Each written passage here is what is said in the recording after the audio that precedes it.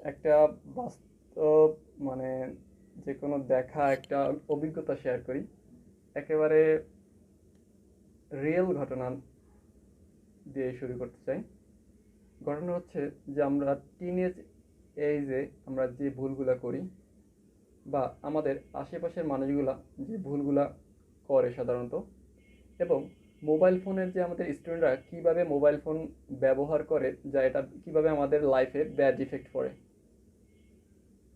একটা লোককে চিনি। লোকটা 2014 অথবা 15 সালে মোটামুটি একটা ভালো ফ্যামিলিতে টিচার হিসাবে জয়েন করে। এবং উনি যখন ওই বাসায় যখন টিচার হিসাবে জয়েন করে, তখন স্টুডেন্টের এক্সামের মাত্র 7 দিনের মতো বাকি, অথবা 4-5 দিন বাকি এরকম। প্রথম স্টুডেন্ট অনেক দুর্বল ছিল, অনেক দুর্বল স্টুডেন্ট, কিন্তু যার ফলে প্রথম এক্সাম দেওয়ার পরেই দুইটা বা একটা সাবজেক্টে পাশ করে আর বাকি সাবজেক্টগুলোতে ফেল করে। যদিও গার্ডিয়ান আসলে অমায়িক লোক ছিল ওনার, সে কারণে গার্ডিয়ান তেমন কিছু বলে নাই বা টিচারকে রেখে দেয়। রেখে দেওয়ার কারণে পরবর্তী বলে, স্যার আপনার নিজের মতো করেই, মানে আপনার যেটা ইচ্ছে সেটা, কারণ হচ্ছে ওনাদের ইংলিশ ভার্সন সম্পর্কে তেমন একটা ধারণা ছিল না। তারপরে আস্তে আস্তে টিচারটা পড়ানো শুরু করলে আস্তে আস্তে স্টুডেন্টটাও তার উইকনেসগুলো ওভারকাম করা শুরু করে।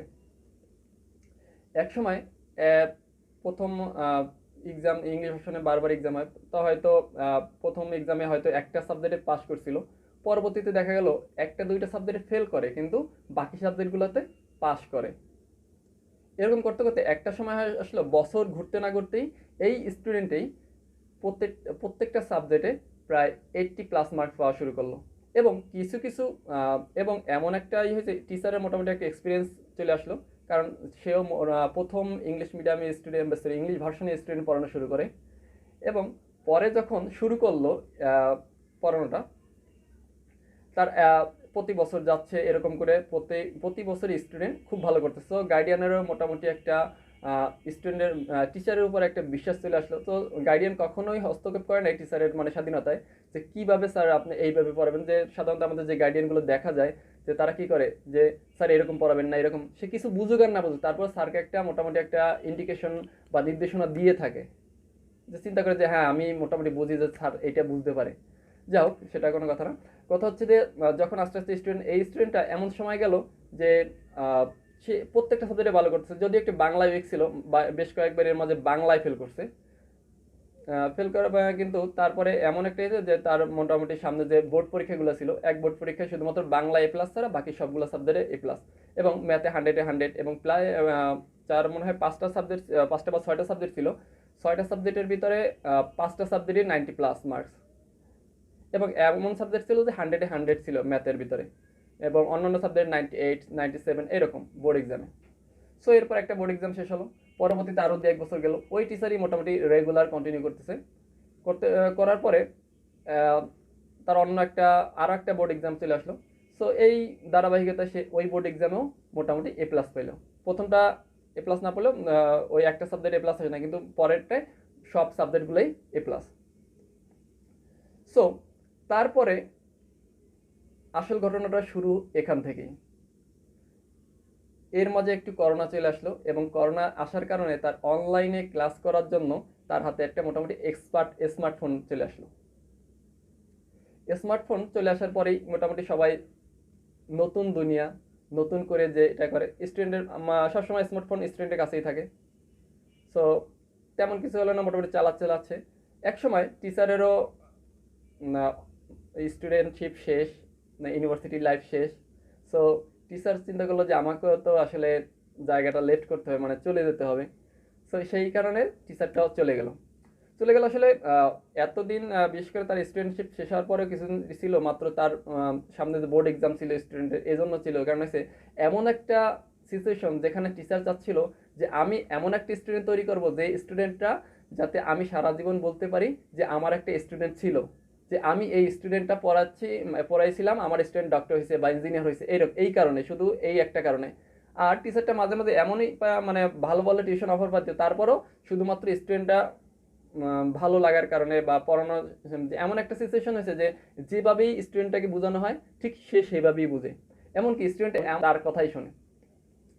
সো এক সময় টিচারটা সে জায়গাটা ত্যাগ করলো, অন্য একটা টিচার আসলো। আসার পর স্টুডেন্টটা এর ফাঁকে কিছুদিন পরেই টিচারটা জানতাম, মানে তার ফ্যামিলি থেকে জানা গেল যে আসলে কি আপনারা বুঝছেন টিচারের সাথে না, স্টুডেন্টটা এমন একটা ছেলের সাথে মোটামুটি একটা লিঙ্ক আপ হয়েছে, এবং সে মাঝে মাঝে ওই ক্লাস ওই পরেই মানে ওই টিচারটা চলে আসার পরে কিছুদিনের মধ্যেই যে সে এমন একটা যে ক্লাস মিস দিয়ে সেই ছেলের সাথে দেখা করতে যেত। আর ছেলের মোটামুটি ব্যাকগ্রাউন্ড ছিল এরকম যে সে মাত্র ক্লাস 8 পর্যন্ত পড়ে না, হয়তো 6-7 পর্যন্ত পড়ে, গ্রামের যে সাধারণ যে ছেলে যেরকম ওই রকম একটা ছেলে। সো প্রথম বছরে এখন চলে 9 মাস চলে সম্ভবত। এই 9 মাসের ভিতরে তার পড়ালেখা বন্ধ হয়েছে এখন পর্যন্ত প্রায় 3 বার, পুরো পড়ালেখাই অফ। এবং মোটামুটি ধরা যায় সে আসলে তার বাপ মার চিন্তা ছিল সে ডক্টর হবে, ডক্টর হওয়ার পরে ডক্টর হবে বা ই করবে, সে এমনকি তার বেতনের প্রায় 3 ভাগের 1 ভাগ টাকা প্রায় তার ওই স্টুডেন্টের পিছনেই খরচ করতো।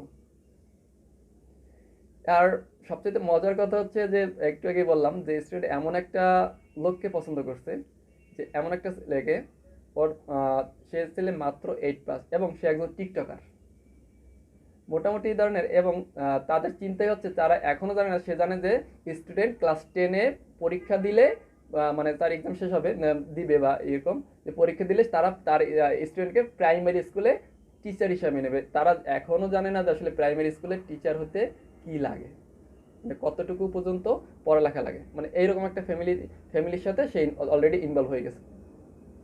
আর মেয়ের ফ্যামিলি থেকে মানে স্টুডেন্টের ফ্যামিলি এবং ওই ছেলের ফ্যামিলি অনেকটা ডিস্টেন্স, কারণ তাদের পার্সোনালিটি, তাদের যে ফ্যামিলি স্ট্যাটাস সব কিছু অনেকটা ডিফারেন্ট। এখন কথা হচ্ছে দুইটা জিনিস, একদিক থেকে তার স্টুডেন্টের গার্ডিয়ানরা স্টুডেন্টকে কন্ট্রোল করতে পারতেছে না, কারণ হচ্ছে এটা টিনেজ বয়সের ইমোশন, যেই ইমোশনে কেউ যদি কখনো পা দেয়, তখন আসলে কিছুই করার থাকে না, বা এটা কোনটা ভালো বা কোনটা মন্দ এটা কেউই সহজে বুঝতে পারে না। এই টিনেজ বয়সের ইমোশনটা কন্ট্রোল করা অনেক কঠিন। এবং শুধু টিনেজ না, আমরা যারা 25+ যারা আছি, 26+ যারা আছে, তারাও অনেক সময় অনেক ইমোশনে পড়ে যায়, যা নিজেকে কন্ট্রোল করা সম্ভব হয় না। সো এখানে তো টিনেজ বয়স তো এটা আলাদা একটা বিষয়। সো এরপরে